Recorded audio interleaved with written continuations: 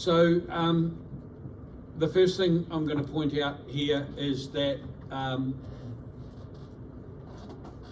I have included in here some different scales of drawings that are not what you would expect on a modern day 2021 drawing.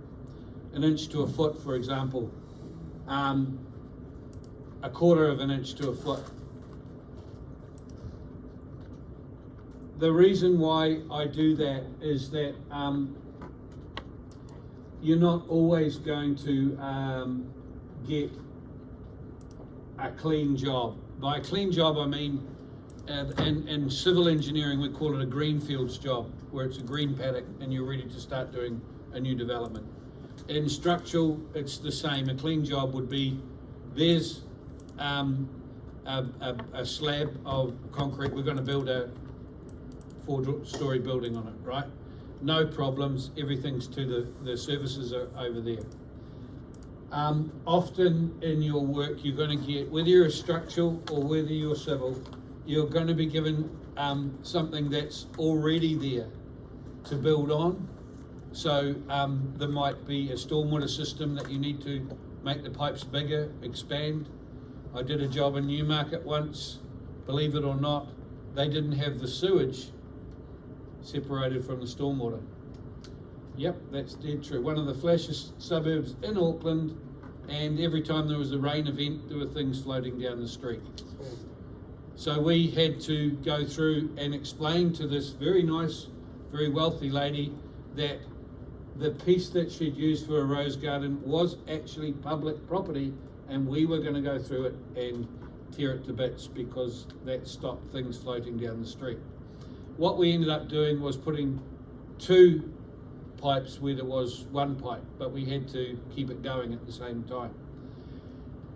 A lot of the plans in that area, was a very old part of Auckland, were in feet and inches, and we had to use our scale rules to work out the dimensions.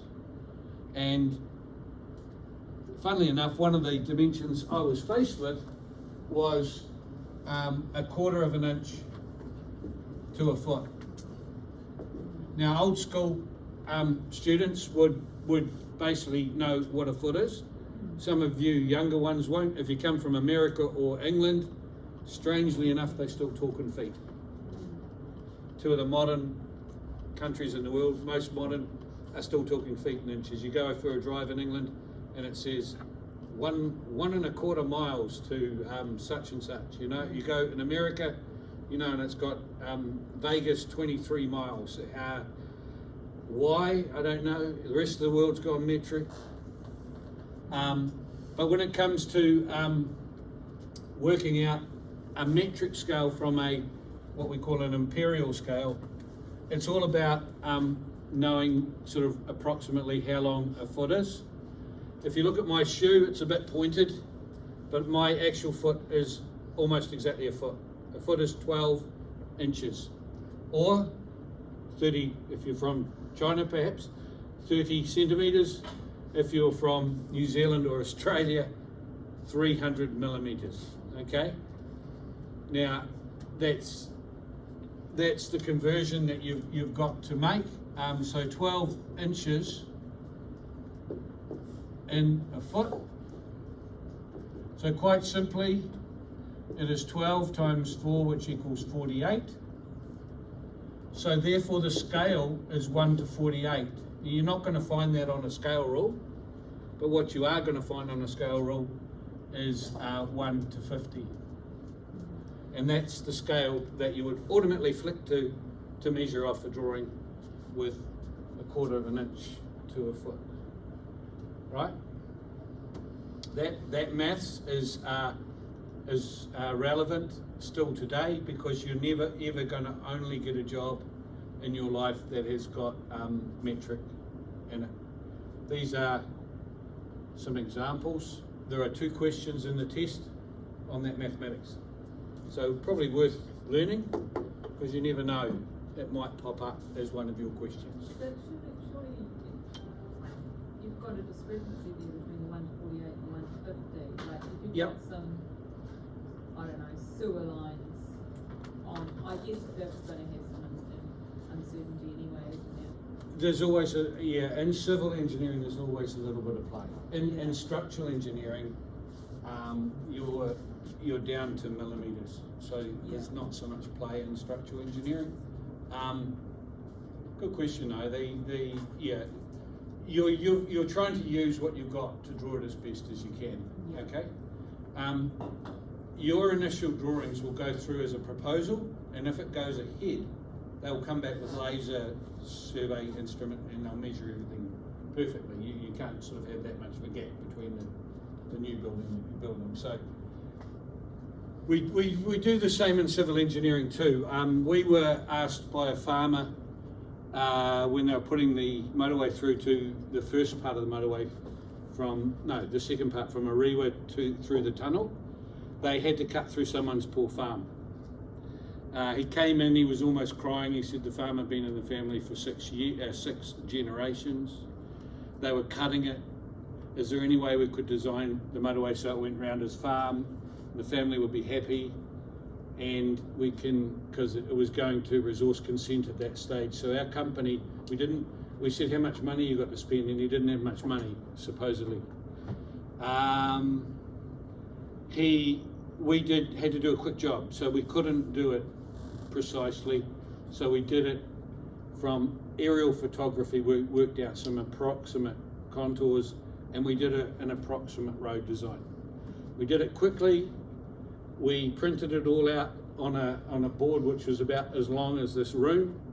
We folded it up. We took it in the lifts through to the High Court.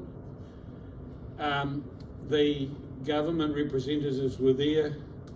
They turned round to him and said, 6 million, he says, done, and walked away. And paid our pathetic bill. So yeah, it sort of morals lasted so long until they were only offering one, so he got 6 times what he was after. So the tears were crocodile tears. But let's go back to the real part of that story. We didn't have a money to do a proper survey, so we had to guesstimate it. But it was good enough with this big long thing for the government to get scared and go, no, we don't want to take that around his farm. We'll pay them some money and be done with it. Yeah. So if you've ever got a farm and the government's taking it, you just hold out to the last minute, all right? Yeah.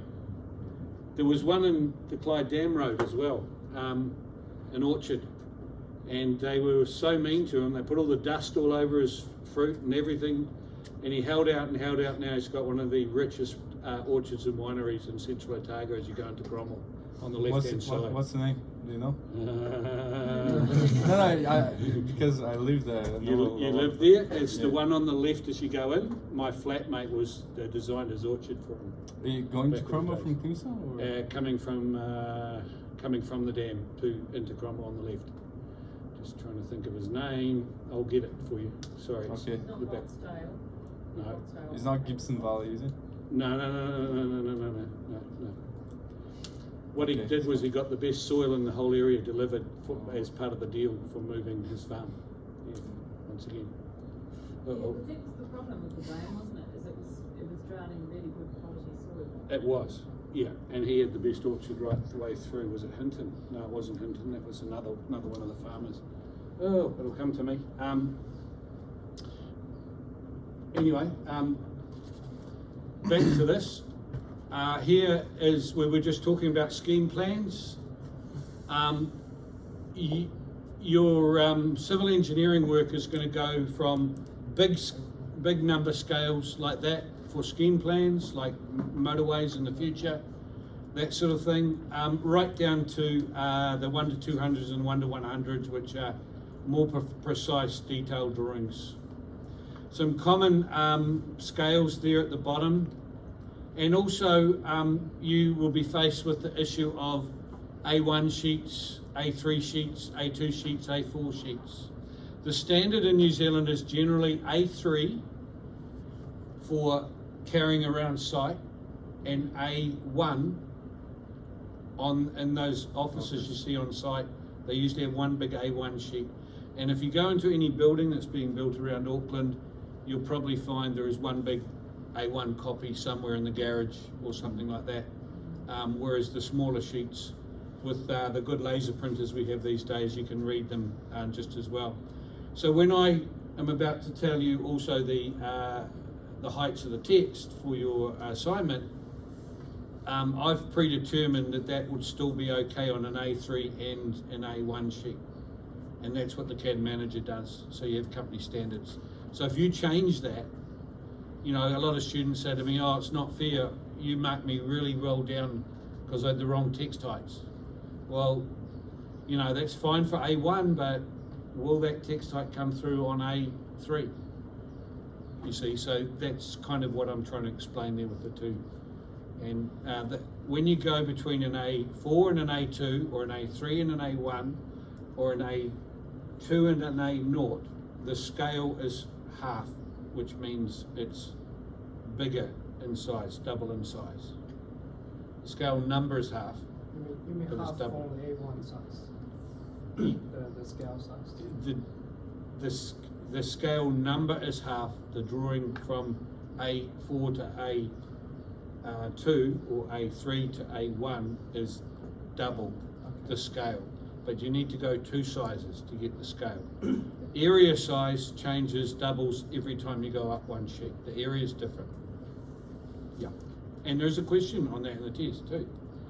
One of my questions. Okay. In terms of your assignment, we're getting down to the crux now. So this is some of the things I'm saying now you do need to start taking on board. You're going to be doing a locality plan. We'll talk about that at some stage as well. But the locality plan is kind of the lowest common denominator on site. Should be able to read it to get there. Sometimes it's the lowest common denominator is the engineer. He's the one that's most confused. Actually, it'll be the CEO that turns up, because they'll be using the Google Maps, which is probably on the car already that they're driving, and they'll be typing in Unitec. And they'll come in and they won't realise it, but Unitec's probably got the little pointy thing right in the middle of the hub. So they'll come in gate 1 or 2 and drive around here, and they'll be the hub. Where the hell's the site? They're not going to look at a locality plan, that's way beneath them, right? And then they're like, I didn't realise the place was so big. Whereas the truck driver, he's probably going to have a quick look and go, Carrington Road, 500 metres, turn right into gate 2, and it's about 100 metres, yep, okay, and he's off, right? Because that's how they find the thing. They probably already realised after years of dropping off and picking up stuff that you don't use Google Maps because you end up in the wrong place altogether, sometimes. You don't use Google Maps in a German railway station either, because I ended up spending about 3 hours walking around with a backpack on trying to find my accommodation, which was in the railway station. Another story. Railways, when you do your locality plan, you may choose to put the railway on there, but to me, I don't think most people are going to come by train to the site. Most are going to come off the motorway. So the motorway intersection, some sort of indication of the motorway there is what you should be putting on the locality plan. Look, it doesn't have to have all the ramps perfect. It's just kind of a bit of an indication of the fact that you're coming off the motorway and onto Carrington Road.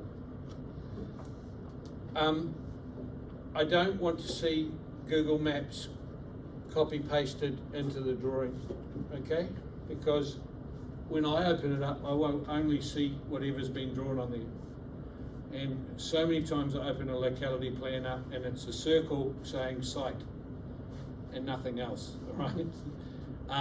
Unless I've got the same path as you on your home computer, I won't see that. And unless I put and I have the same JPEG there that you put in, I won't see it. Sure, put the JPEG in there, but draw lines on top that to give you an idea. Now the good thing with the locality plan is you don't have to worry about the scale. You do have to worry about a scale bar, and I'll get into that later on. There's different ways of drawing one.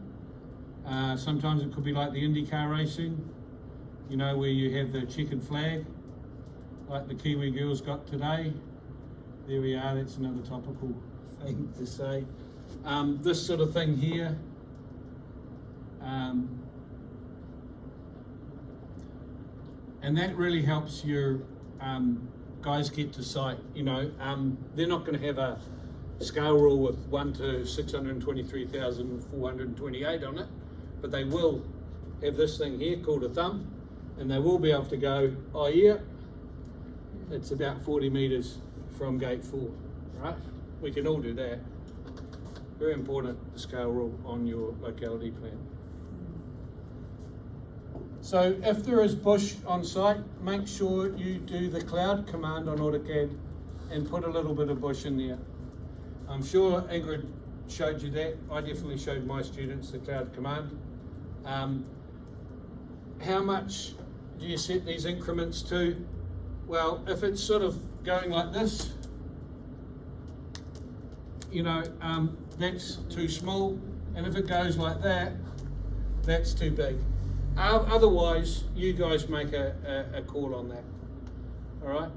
I know a lot of you are worried you're going to get penalised for it, but that's the sort of thing that you should be looking at for the cloud. Nothing else for the bush. I know I've written house on there, but that also applies to buildings, the marae, in your case, a concrete slab for something like a shed or whatever, and any structure really should be kind of, should also be hatched. So use the hatch pattern similar to that. We're not over by the hedge at the front of Unitec on Carrington Road, so don't worry about that. There's no trick station here. There is a gate symbol. It looks a bit like a bow tie. I'm not going to get into the preciseness of what you do with that, but if it's a symbol that looks similar to that, I'll be happy, okay? You probably won't need it on the site plan, but you will need it when you're doing it on the locality plan, which is the bigger one area. I think there is a boundary line somewhere. If you find it, use that. If there isn't one, don't worry about it. Put these two in your memory bank. Those are things what we call batter slopes. When you're driving north of Auckland, you'll see those great big cuts that you go through. You know, you're looking up and they go for miles. Then you drive through them and then suddenly you're looking down and it goes for miles, right? That's called fill, where the road's been put on top of clay that's been compacted, or engineering fill. We'll do that next week. We'll talk about contours and I'll show you that in a drawing on the board. Okay, so but just put that in your memory bank at the moment. Swamp. Substitute the word swamp for wetlands. Same sort of thing. I'm looking for a hatch pattern that has a dash line in it, and then I want another hatch pattern that's got a little bit of grass in it, and the grass should be repeated every second dash pattern. Now, a lot of students say, well, what scale should I make it? Well, how about just putting it in there for a start? Right, that can sometimes be a bit of a mission. I've purposely done it so there's bits that are broken. Did Ingrid tell you what happens to hatch and how we call it the Al Capone factor? Or Houdini, really. The minute that there's a small hole, it's gone, okay? So you might have to join that up. You may also prefer just to draw your own outline around the outside, and then you know when you touch it, you can hatch it quite nicely. So 2 hatches. When it comes to scale, it's not all about what it looks like in model space, it's what it looks like in the viewport. So we're going to be doing a 1:100 viewport. And the viewport's probably going to go sort of over here, and it's just going to touch a bit of your wetlands. So the scale pattern you use may have to be a little bit more than that, and the same with the grass, in order to show a little bit of it on the corner of your drawing.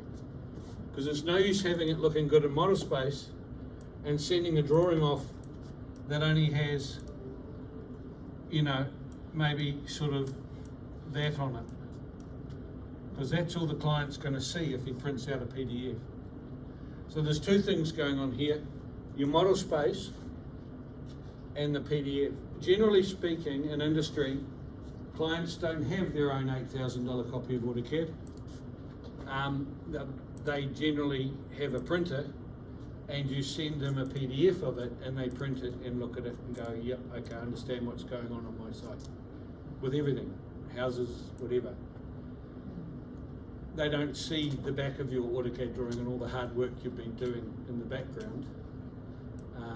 So I'm the client. I will see everything you're doing in the background, but I will be also judging you on your front end PDF drawing. Don't give me a PDF, please. Don't want it. I'm capable of making mine if I need to. I just want the AutoCAD drawing. Bridge. That is your standard bridge symbol. There is a bridge. I did tell you in the lecture I didn't mind if you were a little bit out on where you put it, because it hasn't been decided yet, but I need it in there. You may not get it on your viewport, but I still want you to put that symbol in model space. It's about 13 meters from here to here, and it's about 3 meters wide. And also, because it's proposed, it's probably going to be also dashed. We'll get onto that in a minute. The tree symbol, we talked about that in the lecture. Here's the symbol that's in there. Do an approximate circle to touch that. The reason why I say approximate is because that means you're all going to be a little bit different, because we're going to be plotting that tree on our long section. We're also working out where drip lines are and all that.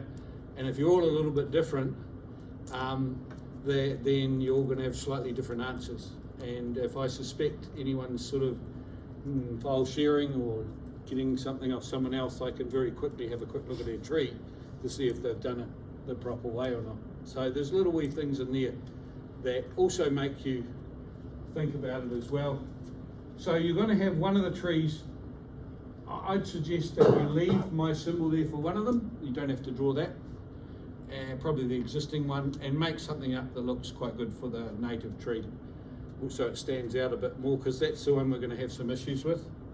So I've just put some symbols there. You can take one off the internet if you like, but it's probably going to increase your drawing size a bit, which might be a bit of a pain if your computer size is small.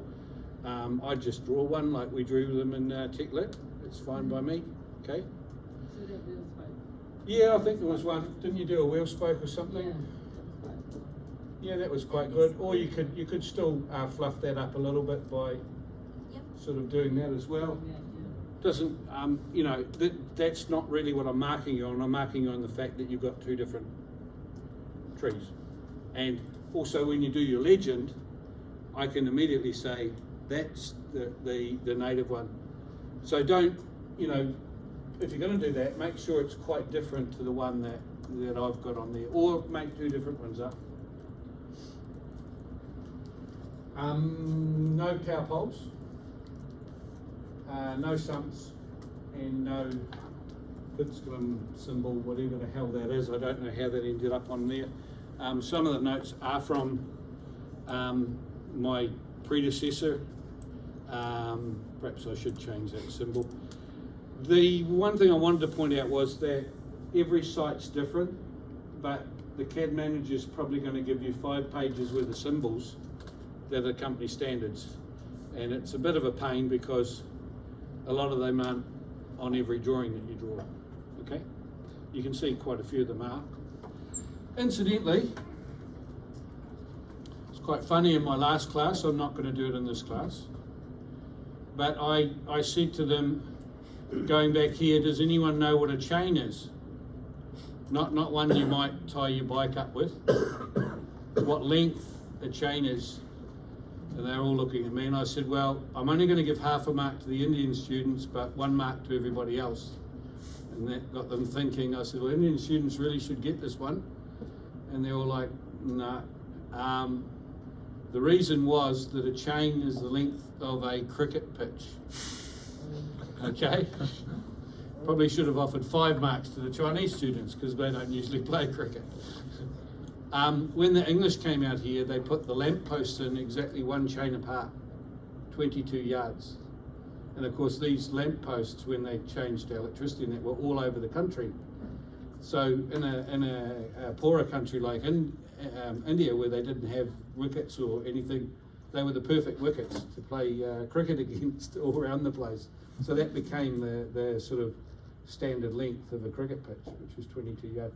Didn't work so well in New Zealand because we have a lot of land shifting around with earthquakes and things. So you'll see the road out of Dunedin, the lampposts are all like that, in different angles from the different slips over the years. Anyway, that is another interesting, but yeah, not so interesting fact. What's the name? So going back to your drawing, I did mention in class that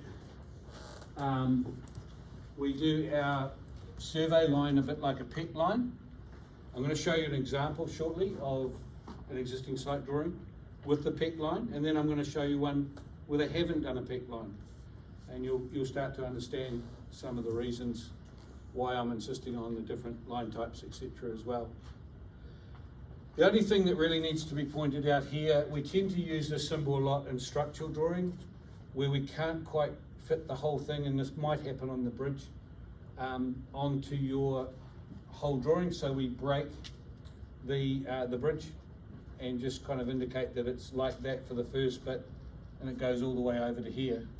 So you have like a broken line to show you that in some ways you've been lazy not drawing it, but in other ways you couldn't have fitted it in at that scale. We also sometimes do that to show, like in the bridge, you're going to be showing a broken away piece of the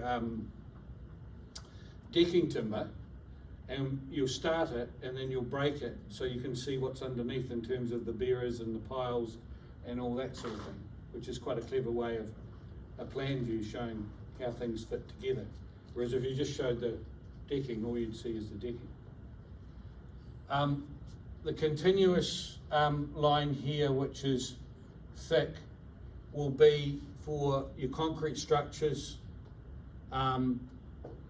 You choose a thickness as long as it's a little bit thicker than the line that the normal lines, that's fine with me. We also tend to put boundary lines on a thicker line for surveys that as well. Dash lines for things that are to be removed. There's nothing at this stage that needs to be removed. However, the native tree is going to be an issue. It's purposely been put in that position by me. So, you know, that's going to be a topic of discussion further down the line. Centre line, you've got a pipe. You remember in technical literacy, we showed you that wherever there's a circle, remember way back to your manual drawing, if you're showing a circle, you've got to show centre lines. In plan view, it's the same. You have a centre line going along the centre of the pipe. The pipe is proposed, so you've also going to have some sort of dash line for proposed. Now that dash line, and the proposed line should be a different type of dash. Now you have got number of choice selections on AutoCAD. There's dashed, there's hidden 2, dash 2, 2 dashed, 2 hidden. And you've also got that ability to play with the LT scale to make it look a little bit different as well.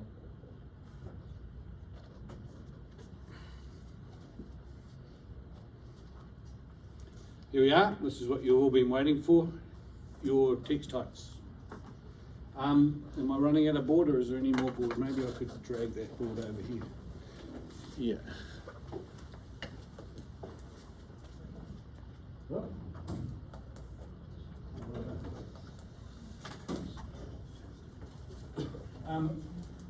One one thing I forgot completely, which I apologise for in advance, is our past student. Do you want to stand up and introduce yourself? We normally do it towards the beginning of the Hi thing. everyone, so my name is Johnny. I'm a final year student of civil engineering. I'm taking a bachelor course and I used to be a student last year, I think. Yeah, so I'll be helping you guys in the class. So if you have any questions, just come and ask me or Roka. Thank you. Yep. So when we start to do some of the CAD stuff, we won't be doing that much this week, but in the future, Johnny will be helping you with some of your exercises. And are you enrolled in this course yet? Yes. You are. You can see it. Okay. All right. I'll leave this on here so you can take a photo later on. So we have the 7mm text. I wouldn't worry very much about that. That's on your title block. It's actually 6.8 on the title block. I'm happy if you want to just leave that, but if you want to change it, that's fine as well. The main thing is that I want to indicate I don't want to see any text other than the title block at 7mm, all right? 5mm, I'll point that out later on, but that's when you have a drawing, title block, and on the side here you have things like notes, blah, blah, blah, blah, blah, blah, and then you have legend. And you've got your little boxes and blah, blah, blah, blah, blah, blah, and then you have survey coordinates. And you've got your table with your survey coordinates on it, and then you'll have, lastly, the locality plan. And you've got a map here of how to get to the site. Those headings there are going to be the 5mm headings, okay? Sometimes, a little bit further down the line, if we have more than one drawing in this frame, like say we had a long section and a small detail drawing in there, then you would also have long section under the long section and detail under the detail, and they would be 5mm as well. So sort of like subheadings, I guess you could call that.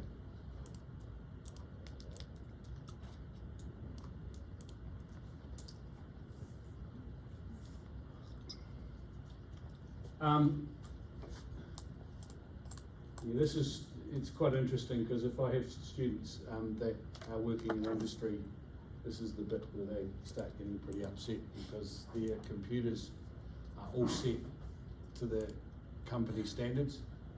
It might be 5.5, 7.5 or something like that, or 3, and they don't actually know how to change it. And they're saying, can I do the Becker Carter standard? And I'm going, no. And obviously we don't have that situation here, so I'm quite happy about that. So we've had some interesting interruptions about this point. You guys will be fine. You know, I'm going to show you the mathematics soon. You'll do the maths, you'll work out what it should be in model space. Finished, done, okay? The subheadings, subtitles, so the main one you're going to be using is 3.5mm. So the main one is 3.5. I'm going to put the word main there. So your labels, anything pointing at the pipe or the platform or the inlet structure, outlet structure, the wetlands, all those things are 3.5mm. Therefore, if that's your main text type, your main arrow size will also be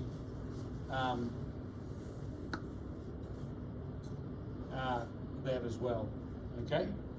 Not just the arrows and the text, but the only variance from that will be 2.5, and that will be contours, contour labels, and contour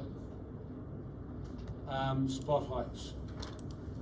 Now the reason for that is that when the survey comes in,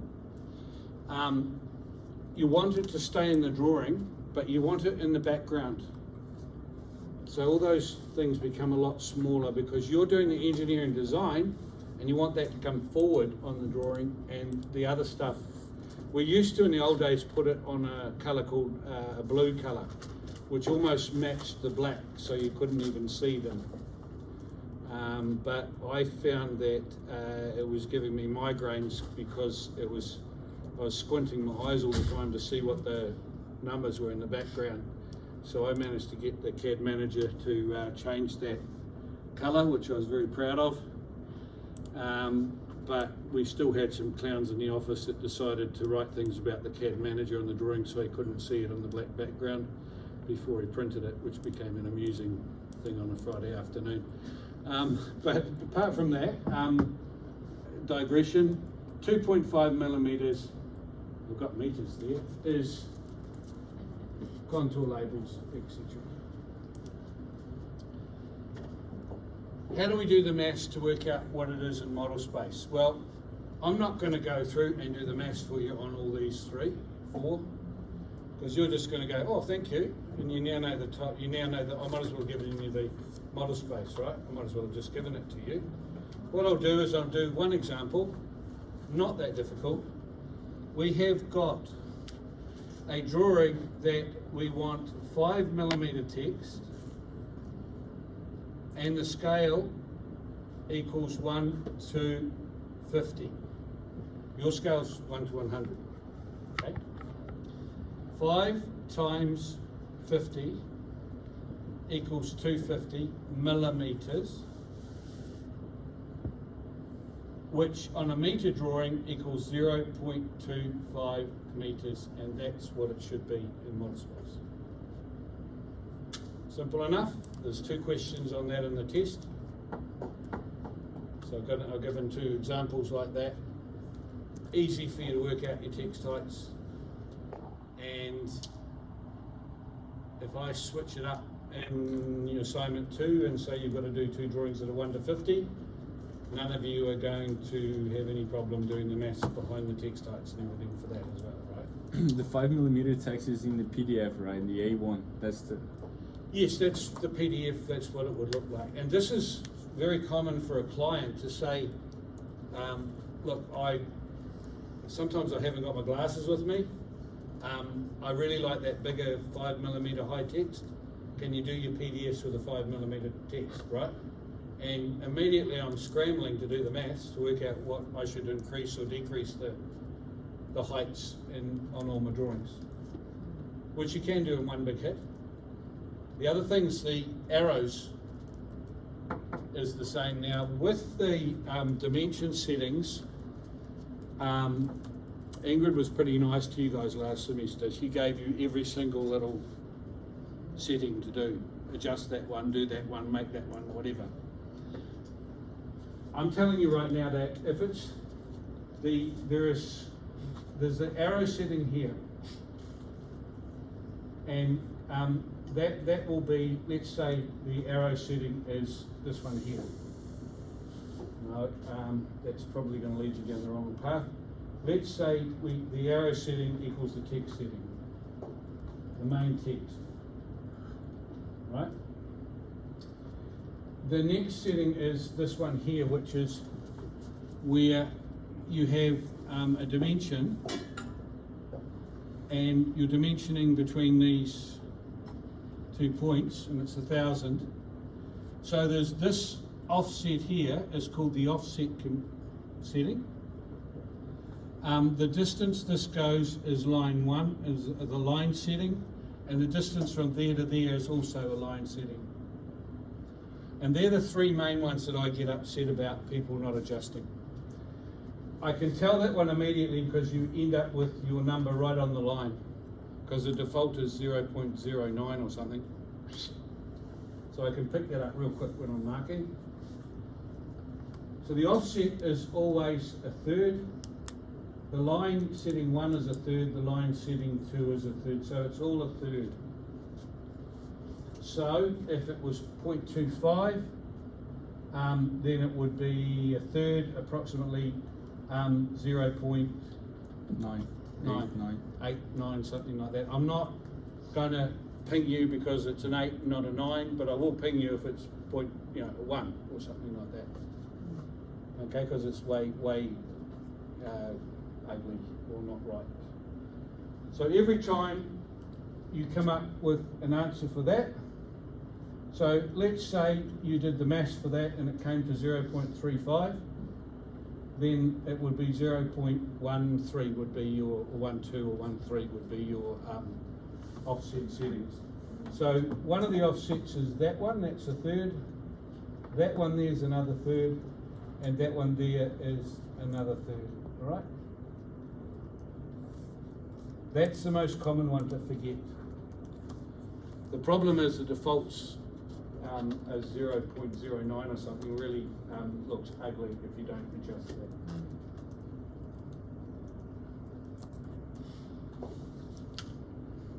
When I do quick AutoCAD drawings at home for some reason, just a real quick sketch or something, I always forget that, and it always looks ugly on my home drawings. But I can do that on a home drawing because you guys don't see it.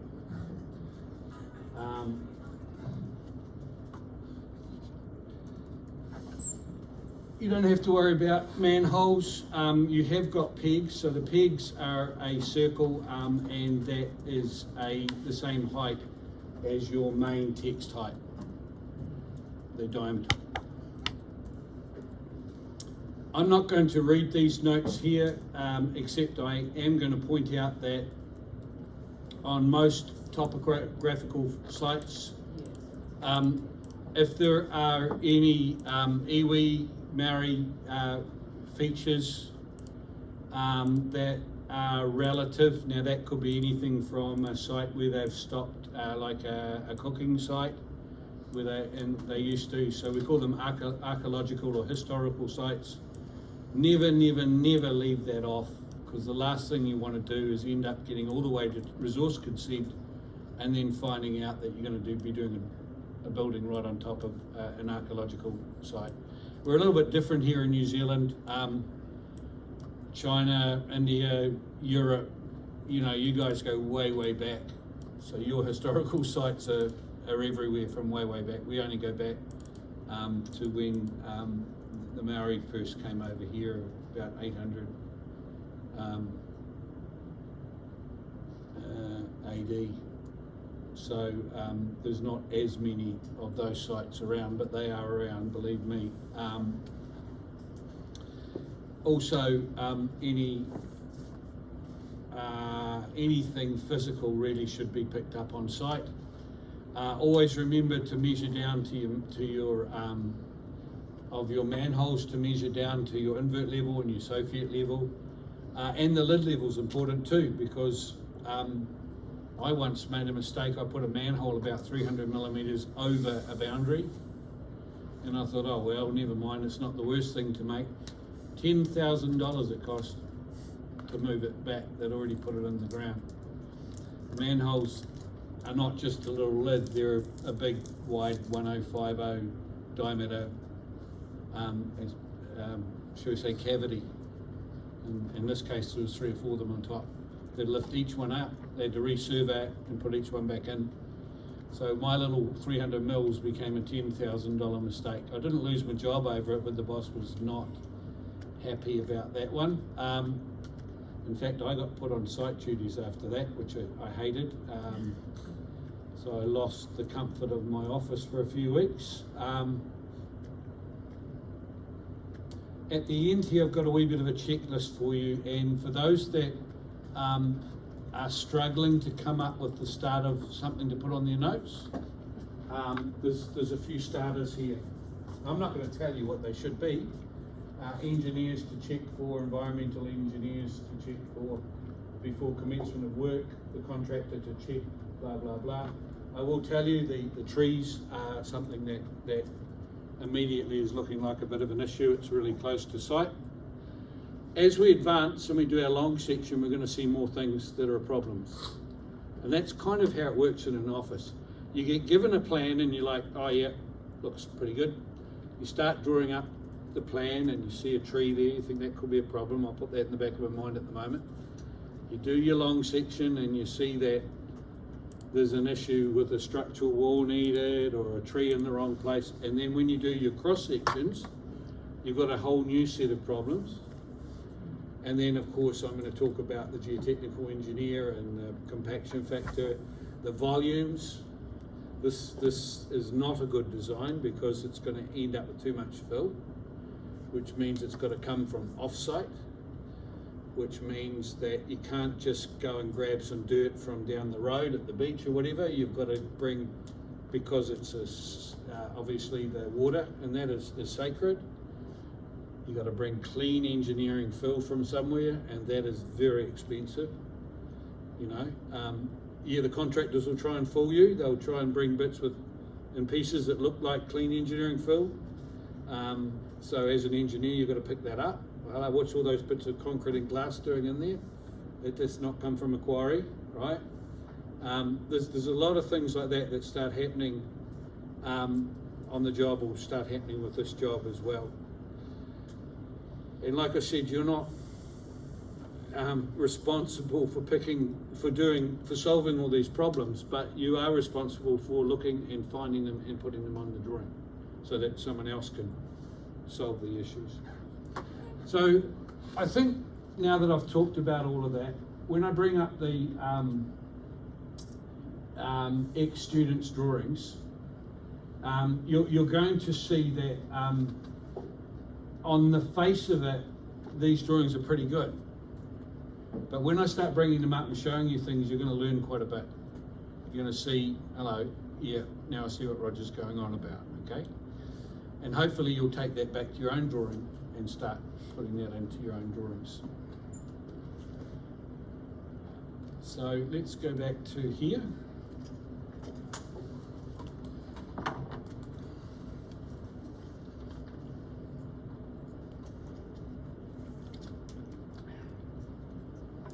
Spare a thought for me, you guys are just about there. You've got about another 40 odd minutes to go. This is the second time I've done this week. So I've got another one coming up very shortly. So if you think 2 hours is bad enough, try 6. Where are we? Student examples. Okay.